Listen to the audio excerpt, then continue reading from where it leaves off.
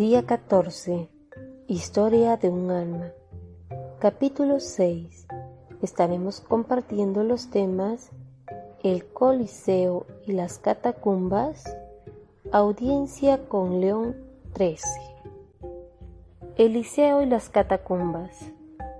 Ahora solo me falta ya hablar de Roma, meta de nuestro viaje, donde yo esperaba encontrar el consuelo, pero donde encontré la cruz. Llegamos a Roma de noche y dormimos. Nos despertaron los empleados de la estación que gritaban: ¡Roma, Roma! No era un sueño, estaba en Roma. El primer día lo pasamos extramuros y fue quizás el más delicioso de todos, pues todos los momentos han conservado su sello de antigüedad, mientras que en el centro de Roma, ante el fausto de los hoteles y de las tiendas, uno tiene la impresión de estar en París. Aquel paseo por la campiña romana me ha dejado un gratísimo recuerdo. No hablaré de los lugares que visitamos, pues hay bastantes libros que los describen por extenso, sino solamente de las principales emociones que viví. Una de las más dulces fue la que me hizo estremecerme a la vista del Coliseo. Por fin podía ver aquella arena en la que tantos mártires habían derramado su sangre por Jesús, y ya me disponía a besar la tierra que ellos habían santificado. Pero qué decepción la mía. El centro no era más que un montón de escombros que los peregrinos tenían que conformarse con mirar, pues una valla les impedía entrar. Por otra parte, nadie sintió la tentación de intentar meterse por en medio de aquellas ruinas. ¿Pero valía la pena haber venido a Roma y quedarse sin bajar a Coliseo? Aquello me parecía imposible. Yo no escuchaba las explicaciones del guía, solo un pensamiento me rondaba por la cabeza: bajar a la arena. Al ver pasar a un obrero con una escalera, estuve a punto de pedírsela. Afortunadamente no puse en práctica mi idea, pues me habría tomado por loca. Se dice en el Evangelio que la Magdalena, perseverando junto al sepulcro y agachándose insistentemente para mirar dentro, acabó por ver dos ángeles. Yo, igual que ella, aún reconociendo la imposibilidad de ver cumplidos mis deseos, seguía agachándome hacia las ruinas, a donde quería bajar. Por fin, no vi ángeles, pero sí lo que buscaba. Lancé un grito de alegría y le dije a Celina: «Ven corriendo, vamos a poder pasar».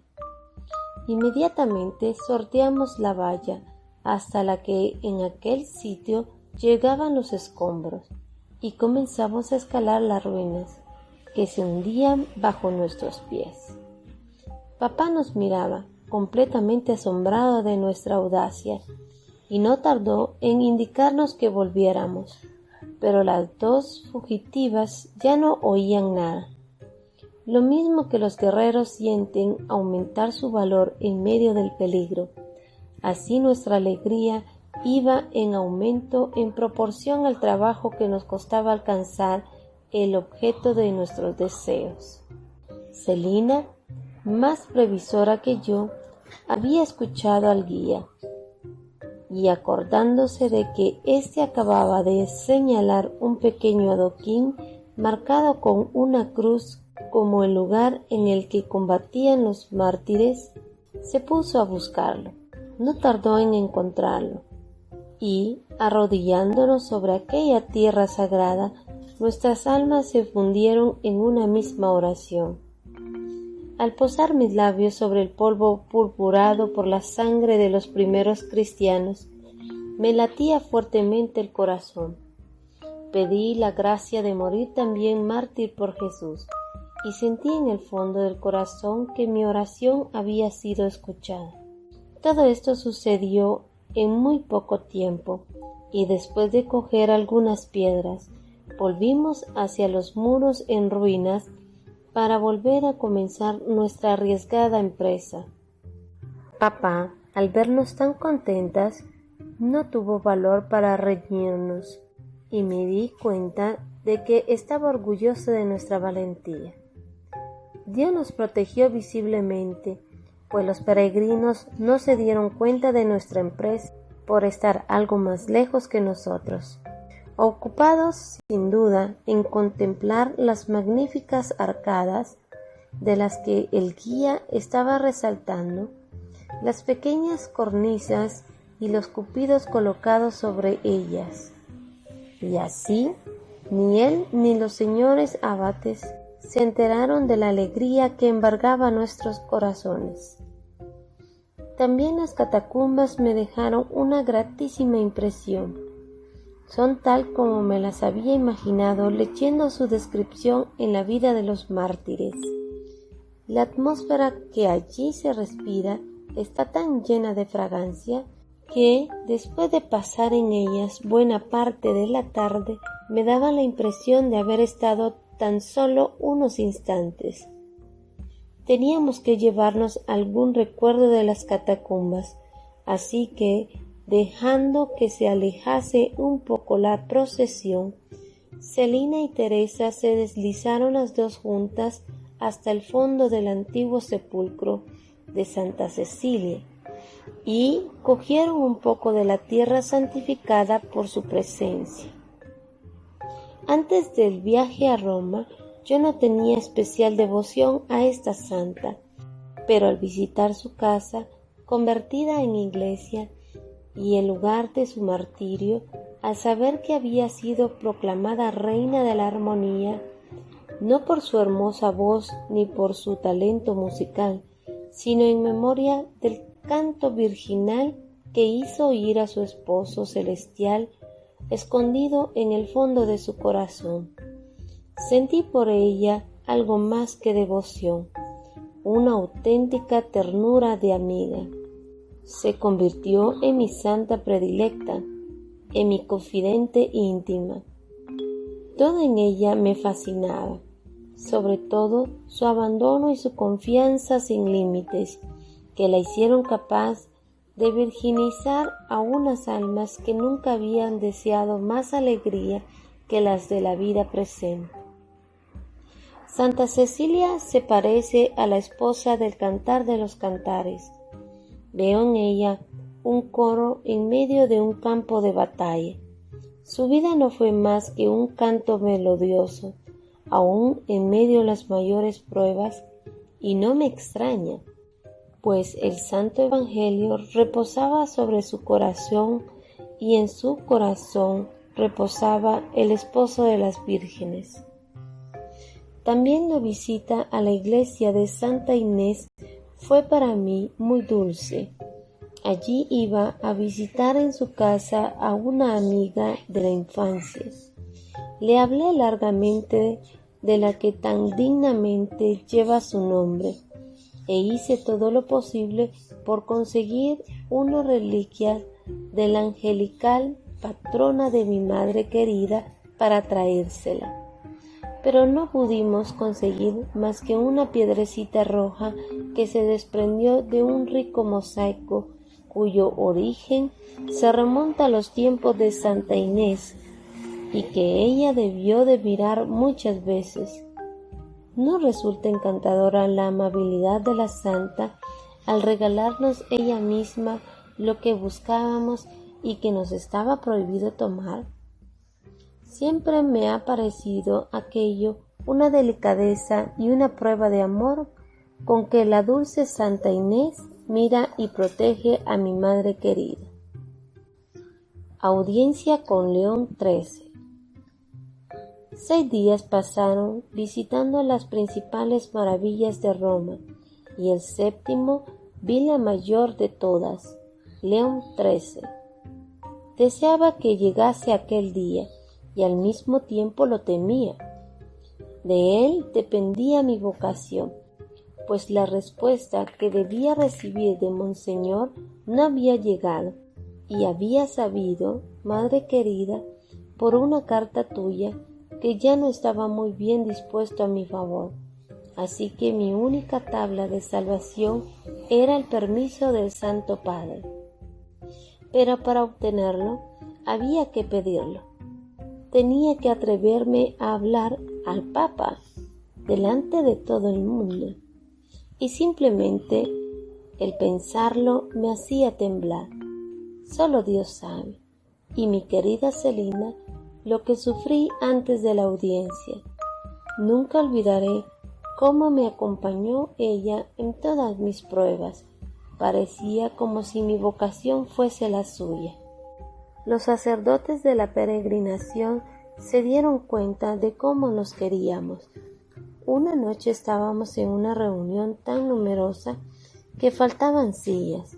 Entonces Celina me sentó sobre sus rodillas y nos miramos con tanto cariño que un sacerdote exclamó: «¿Cómo se quieren?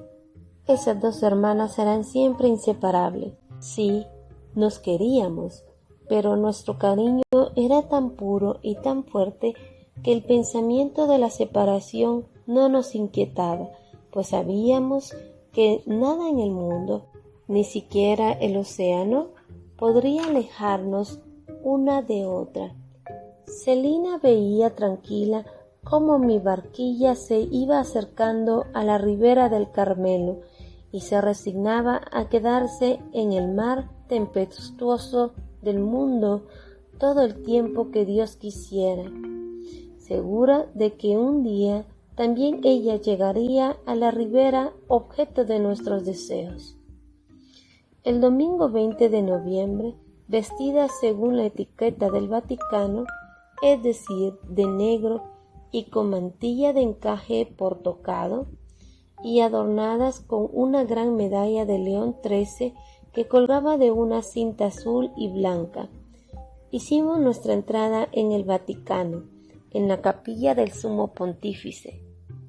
A las 8, nuestra emoción fue muy profunda al verle entrar para celebrar la Santa Misa. Tras bendecir a los numerosos peregrinos congregados a su alrededor, subió a las gradas del altar y nos demostró con su piedad, digna del vicario de Jesús, que era verdaderamente el Santo Padre. Cuando Jesús bajó a las manos de su pontífice, mi corazón latió con fuerza y mi oración se hizo ardiente. Sin embargo, la confianza llenaba mi corazón. El evangelio de ese día contenía estas palabras: «No temas, pequeño rebaño, porque mi Padre ha tenido a bien daros su reino». No temía. Esperaba que muy pronto sería mío el reino del Carmelo. No pensaba entonces en aquellas otras palabras de Jesús: «Yo os transmito el reino como me lo transmitió mi Padre a mí». Es decir, te reservo cruces y tribulaciones. Así te harás digna de poseer ese reino por el que suspiras. Si fue necesario que Cristo sufriera para entrar así en su gloria, si tú quieres tener un sitio a su lado, tendrás que beber el cáliz que él mismo bebió. Ese cáliz me lo presentó el Santo Padre, y mis lágrimas fueron a mezclarse con la amarga bebida que se me ofrecía. Después de la misa de acción de gracias que siguió a la de su santidad, comenzó la audiencia. León XIII estaba sentado en un gran sillón. Vestía simplemente una sotana blanca y una museta del mismo color, y en la cabeza no llevaba más que un pequeño solideo. A su lado estaban de pie varios cardenales, arzobispos y obispos, pero yo solo los vi globalmente, pues mi atención estaba centrada en el Santo Padre. Íbamos desfilando procesionalmente ante él, Cada peregrino, cuando le llegaba su turno, se arrodillaba, besaba el pie y la mano de León XIII, recibía su bendición y 2 guardias nobles le tocaban, por ceremonia, indicándole así que debía levantarse. Al peregrino, pues me explico tan mal que podría entenderse que era el Papa. Antes de entrar en el salón pontificio, yo estaba completamente decidida a hablar, pero sentí que mi valor flaqueaba cuando vi a la derecha del Santo Padre al señor Rivignoli. Casi en aquel mismo instante nos dijeron de su parte que prohibía hablar a León XIII, pues la audiencia se estaba prolongando demasiado. Yo me volví hacia mi Celina querida para conocer su opinión. «Habla», me dijo. Un momento después estaba yo a los pies del Santo Padre. Después de besarle la sandalia, me presentó la mano, pero en lugar de besársela, unté las mías y elevando hacia su rostro mis ojos bañados en lágrimas, exclamé: «Santísimo Padre, tengo que pediros una gracia muy grande». Entonces el sumo pontífice inclinó hacia mí su cabeza, de manera que mi rostro casi tocaba el suyo, y vi sus ojos negros y profundos que se fijaban en mí y parecían querer penetrarme hasta el fondo del alma. «Santísimo Padre, en honor de vuestras bodas de oro, permitidme entrar en el Carmelo a los 15 años». Sin duda, la emoción hacía temblar mi voz, por lo que el Santo Padre, volviéndose hacia el señor Rivignoli, que me miraba asombrado y disgustado, le dijo: «No comprendo bien». Si Dios lo hubiera permitido, le habría sido fácil al señor Rivignoli alcanzarme lo que deseaba, pero Dios quería darme cruz y no consuelo. «Santísimo Padre», respondió el vicario general, «se trata de una niña que desea entrar en el Carmelo a los 15 años, pero los superiores están en estos momentos estudiando la cuestión». «Bueno, hija mía», respondió el Santo Padre mirándome bondadosamente, «haz lo que te digan los superiores». Entonces, apoyando mis manos en sus rodillas, hice un último intento y le dije con voz suplicante: «Sí, Santísimo Padre, pero si usted dijese que sí, todo el mundo estaría de acuerdo». Me miró fijamente y pronunció estas palabras recalcando cada sílaba: «Vamos, vamos, entrarás si Dios lo quiere». Y su acento tenía un no sé qué de tan penetrante y convincente que aún me parece estar oyéndole. Animada por la bondad del Santo Padre, quise seguir hablando, pero los 2 guardias nobles me tocaron cortésmente para que me levantase, y viendo que con eso no bastaba, me cogieron por los brazos y el señor Rivignoli les ayudó a levantarme, pues seguía con las manos juntas apoyadas en las rodillas del Santo Padre, y tuvieron que arrancarme de sus pies a viva fuerza. Mientras me quitaban en medio de esa manera, el Santo Padre acercó su mano a mis labios y después la levantó para bendecirme. Entonces los ojos se me llenaron de lágrimas y el señor Rivignoli pudo contemplar al menos tantos diamantes como había visto en Bayeux. Los 2 guardias nobles me llevaron en volandas, por así decirlo, hasta la puerta, donde un tercero me dio una medalla de León XIII. Celina, que iba detrás de mí, acababa de ser testigo de la escena que acababa de ocurrir. Casi tan emocionada como yo, tuvo no obstante valor para pedir al Santo Padre una bendición para el Carmelo. El señor Rivignoli, con voz malhumorada, respondió: «El Carmelo ya está bendecido». Y el Santo Padre contestó con ternura: «Sí, ya está bendecido.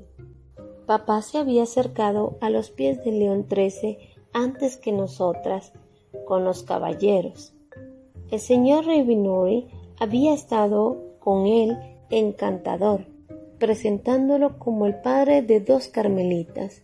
El Santo Padre, como muestra de especial benevolencia, posó su mano sobre la cabeza venerable de mi querido rey, como marcándole con un sello misterioso en nombre de aquel de quien era verdadero representante. Ahora que este padre de 4 carmelitas está en el cielo, ya no es la mano del pontífice la que reposa sobre su frente, profetizándole el martirio. En la mano del esposo de las vírgenes, la del Rey de la Gloria, la que hace resplandecer la cabeza de su fiel servidor. Y ya nunca esa mano adorada dejará de apoyarse en la frente que ella misma ha glorificado. Mi papá querido se llevó un disgusto muy grande cuando, al salir de la audiencia, me encontró deshecha en lágrimas, e hizo todo lo posible por consolarme, pero en vano. En el fondo del corazón yo sentía una gran paz, puesto que había hecho absolutamente todo lo que estaba en mis manos para responder a lo que Dios pedía de mí. Pero esa paz estaba en el fondo, mientras la amargura inundaba mi alma, pues Jesús callaba. Parecía estar ausente, nada me revelaba su presencia. Tampoco aquel día el sol se atrevió a brillar, y el hermoso cielo de Italia, cargado de oscuros nubarrones, no cesó de llorar conmigo. Todo había terminado. El viaje no tenía ya el menor atractivo para mí, pues su objetivo había fracasado. Sin embargo, las últimas palabras del Santo Padre deberían de haberme consolado.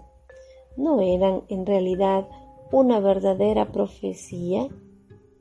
A pesar de todos los obstáculos, se realizó lo que Dios quiso. No permitió a las criaturas hacer lo que ellas querían, sino lo que quería Él. Desde hacía algún tiempo me había ofrecido Niño Jesús para ser su juguetito. Le había dicho que no me tratase como a uno de esos juguetes caros que los niños se contentan con mirar sin atreverse a tocarlos, sino como a una pelotita sin valor que pudiese tirar al suelo, a golpear con el pie, o agujerear, o dejarla en un rincón, o bien, si le apetecía, estrecharla contra su corazón. En una palabra, quería divertir al Niño Jesús, agradarle, entregarme a sus caprichos infantiles, y Él había escuchado mi oración. En Roma, Jesús agujereó su juguetito, quería ver lo que había dentro, y luego, una vez que lo vio, satisfecho de su descubrimiento, dejó caer su pelotita y se quedó dormido. ¿Y qué hizo mientras dormía dulcemente? ¿Y qué fue de la pelota abandonada? Jesús soñó que seguía divirtiéndose con su juguete, tirándolo y cogiéndolo una y otra vez, y luego que, después de haberlo echado a rodar muy lejos, lo estrechaba contra su corazón sin dejarlo alejarse ya nunca más de su manita. Imagínate, madre querida, lo triste que se sentiría la pelotita al verse tirada por el suelo. Sin embargo, no dejé de esperar contra toda esperanza. Unos días después de la audiencia con el Santo Padre, papá fue a visitar al hermano Simeón y encontró allí al señor Ravenori, que se mostró muy amable. Papá le reprochó jovialmente que no me hubiese ayudado en mi difícil empresa, y luego le contó la historia de su reina al hermano Simeón. El venerable anciano escuchó su relato con gran interés, tomó incluso algunas notas y dijo emocionado: «Estas cosas no se ven en Italia». Creo que aquella entrevista causó muy buena impresión al señor Ravenel, que a partir de entonces no dejó de darme muestras de que por fin estaba convencido de mi vocación.